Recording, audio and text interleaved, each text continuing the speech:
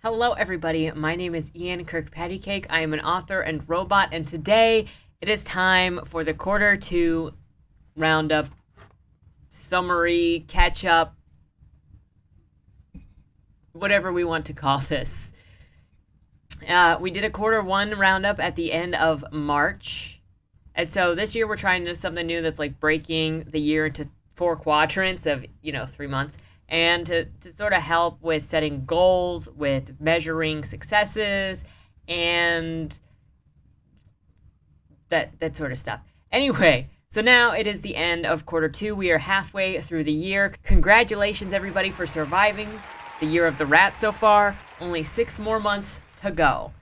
So how was your last 3 months? It's obviously been a weird year, and I don't want to say, sit on that for too much, because I personally am getting tired of everybody going, this uncertain time, this weird time. Yeah, we get it, it's weird. The oddest thing for me about quarter two this year is that the employment market was messed up for the entirety of quarter two. So obviously, due to shutdowns from quarter one that happened mostly back in March, but kind of accelerated in April, which was the start of quarter one, or which was the start of quarter two, there continued to be a lot of things not operating, people not working, and businesses, and a lot more free time for a lot of people. If you had found yourself with extra spare time in the last couple of months, did you find that you were using that spare time very effectively or not so effectively? Because you would think that with all of the spare time that I have found with myself, I would be much more efficient than I have been. But I really have not been that much more efficient than when I had a regular schedule. But that's not to say that I haven't been productive, and I want to hear about your productivity in the comments down below. What story are you working on? What stories have you been working on since April? And you can even count if it's projects carrying over from quarter one, because books take time to write, stories take time to write. Video games, if you're working on a video game, they take time to make. So let me know what your project is and how your project productivity went in quarter two in the comments down below. I'm going to let you know how mine went. I did not get any extra drawing done. You might remember that I said this in the quarter one review. And just in case I need to reiterate, I'm going to draw more, get some more art up. Hopefully I want to get that, welcome back comic done at least. I want to get the first draft of Cain and Abel done, and then I want to start working on Where is the Blue Sky. Yeah, it really didn't happen. I haven't drawn hardly anything. I played a little bit of Pictionary, very, very little bit of Pictionary, and I've scribbled a little bit, but I really haven't done anything long lasting for drawing practice. I haven't drawn any new art. I haven't colored anything. And so that's kind of sad. I did get, on the writing side, I think 3 short plays written. They're all inspired by snapshots from scenes from serial killers' lives, from the perspective-ish. From weird perspectives. I got one short play that's about Dennis Nelson. I've got one short play that's about, obviously, Jeffrey Dahmer. And I've got one short play, that features Jeffrey Dahmer. I've got one short play that features Jeffrey Dahmer. And I've got a short play that features Albert Fish. I'm trying to think if I finished any of the other ones. I started one that had David Berkowitz in it, but I haven't moved very far with that one. So I have 3 short plays that are performance ready in case you are looking for anything obscure to put on in your performance arts area. Let me know.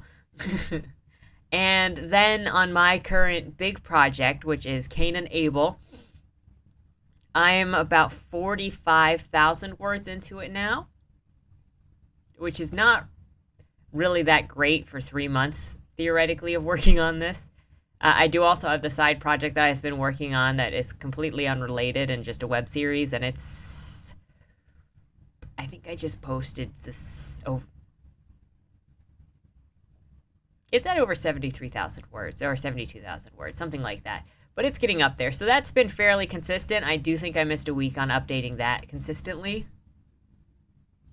But it's it's been going. Cain and Abel, I'm projecting it to be about 80,000 to 85,000 words total. It's really going to depend how it picks up after the second act is over, because the third act can go really fast. I imagine the third act is going to go really fast. So in case you didn't know, I'm going to share a little bit now. Cain and Abel is my story project that comes from the perspective of Jeffrey Dahmer, where he is the protagonist. So, you know, I recently did a video talking about anti-heroes, talk about how to get the readership on the side of an anti-hero or a bad guy. Yeah, my goal is to get you to feel for this character, who is not specifically Jeffrey, but is very much inspired by Jeffrey.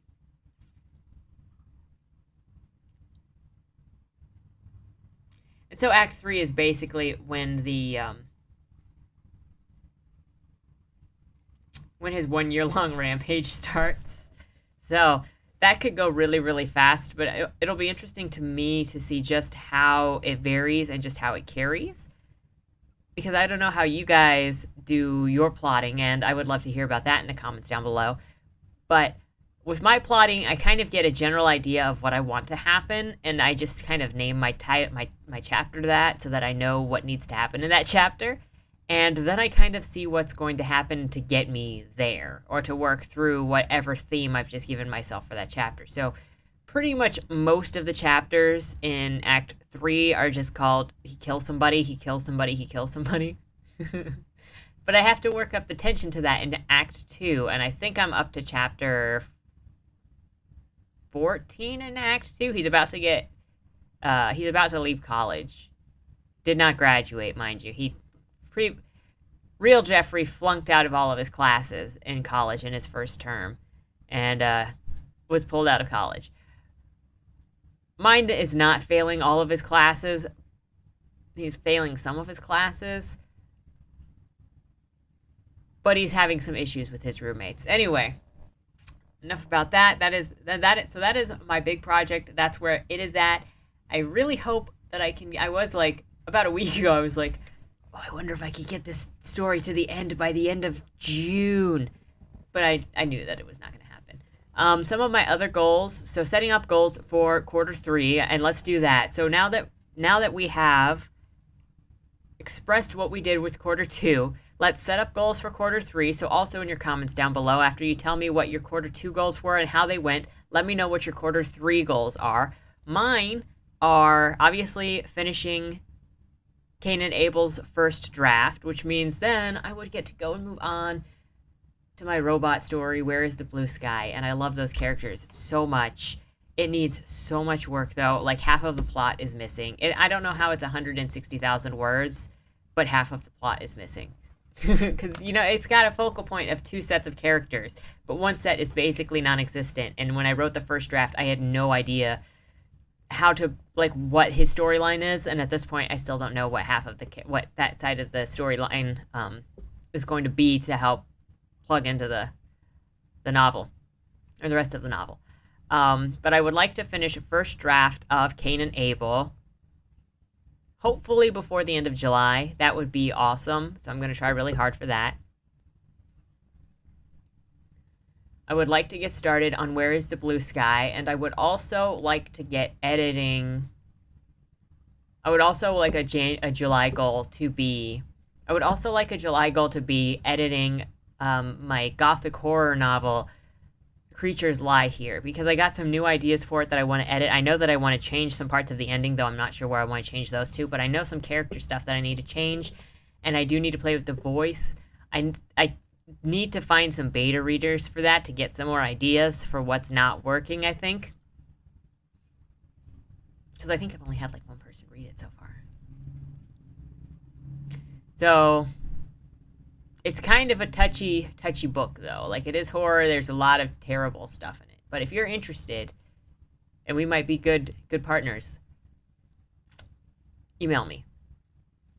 I also think that I have a big announcement coming up for October, but I'm going to wait a little longer before I bring it up. And if that is going to happen, if the big announcement is going to happen, then it's going to come out in quarter 3.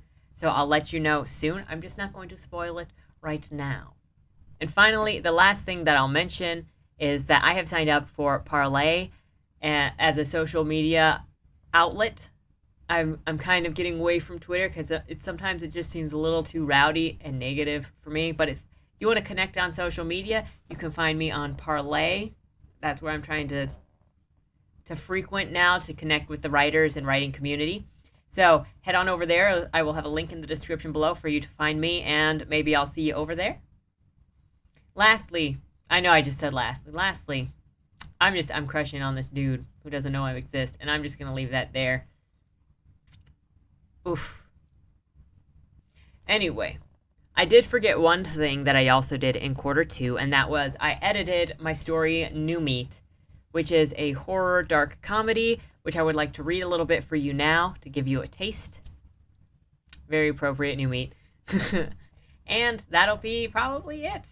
I hope you enjoy. This is an excerpt from my short story Novelette, because it's about 10,000 words, New Meat.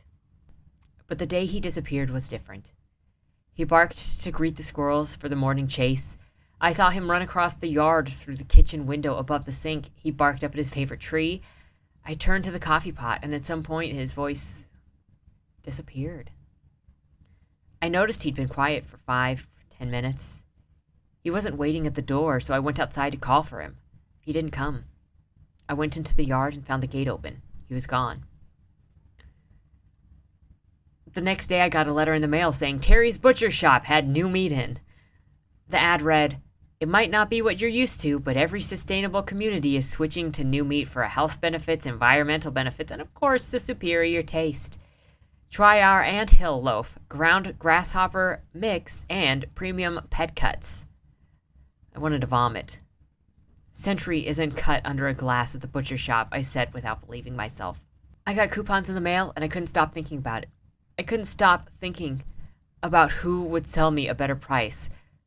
Just like I couldn't stop thinking about who put a price tag on my dog. And what had they charged for him? How much was my whole world worth? I got coupons in the mail for the best buy one, get one in town. Terry's postcards were black and glossy. Silver hooks hung from the top, strewn with different kinds of bloody appendages, a leg, a breast, a thigh, an arm. In a spiky red bubble, bright yellow words read like a comic book. "It's nothing new, it tastes like you." Then his address, Terry's Butcher Shop, on the corner of Main and Pond. Hank's postcard was a little more traditional. It looked like wrinkled white meat paper, red stains across it as if it had been used to wipe up loose meat juices from the counters in the shop. The backside of the postcard read, 2 arms, $6.50 a pound. 2 thighs, $10.45 a pound. Head, coming soon. The last postcard I received was from the neighborhood Buy Big. It moved from bragging about the conditions of the butcher shop and instead was a simple white page with a green border. It read, "Environmentally sound, morally correct, new meat. Don't feel bad about the weekend barbecue. Ask about sustainability discounts." I ripped up every last postcard and threw them in the recycle bin. With my messenger bag over my shoulder, I left for work. So that's the update for quarter 2. Hope you had a good second quarter, and I hope that your third quarter is prosperous and productive, and I hope to hear about your projects again in 3 months. And you know that the world might be doing a little better than it is today. Anyway, until next time, thanks for coming. If you like this kind of content, please remember to like, share, and subscribe. Let me know your thoughts. If there's anything that you would like me to cover in a video, whether it's books or culture, industry, let me know in the comments down below, and I will take a look at it and see what I can do. Until next time, thank you for stopping in, and see you in the next video. Don't die.